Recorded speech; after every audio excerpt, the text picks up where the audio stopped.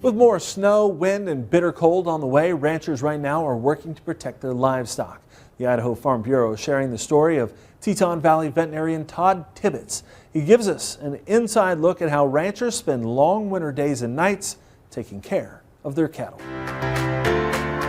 Well, my name's Todd Tibbetts. I'm a large animal veterinarian. I live here in Tetonia with my wife and daughter. She's a senior in high school. We have 140 acres here. I'm a practicing large animal veterinarian. I do primarily beef cow-calf work and I do some horse work in the summertime when I have time. Monday and Tuesday at nights it was 41 below here. Down on the Teton River, one of the ranchers down there said he had 52 below, so that's pretty cold. Luckily we haven't had any wind, so.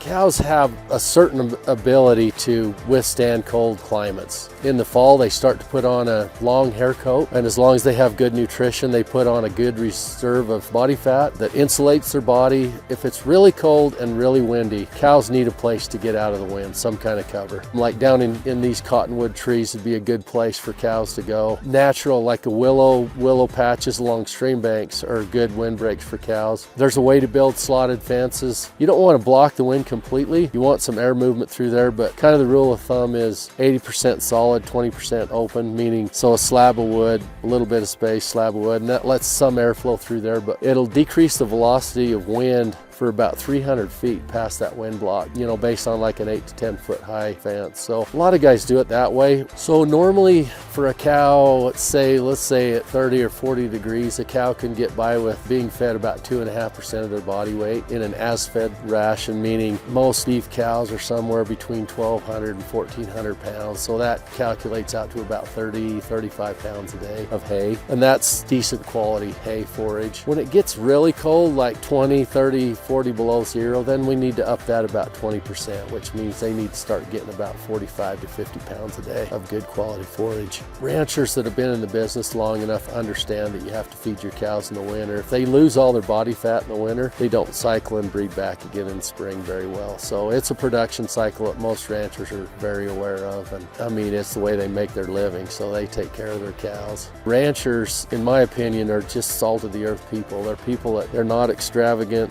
They live a pretty simple lifestyle. They work hard and they earn their living. I remember doing a C-section once. It was 20 below, and by the time I got done with the surgery, and we were in a barn, my tools in my bucket were all frozen. The cold weather just makes it a little bit harder.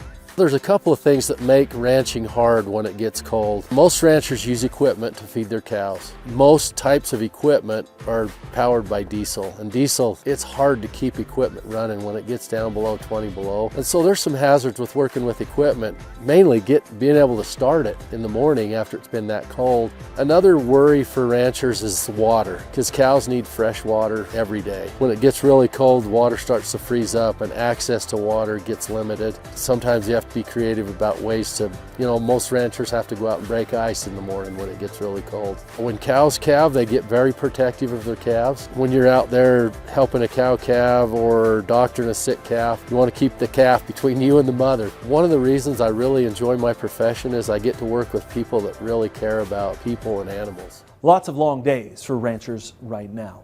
Now our thanks to the Idaho Farm Bureau for sharing that story.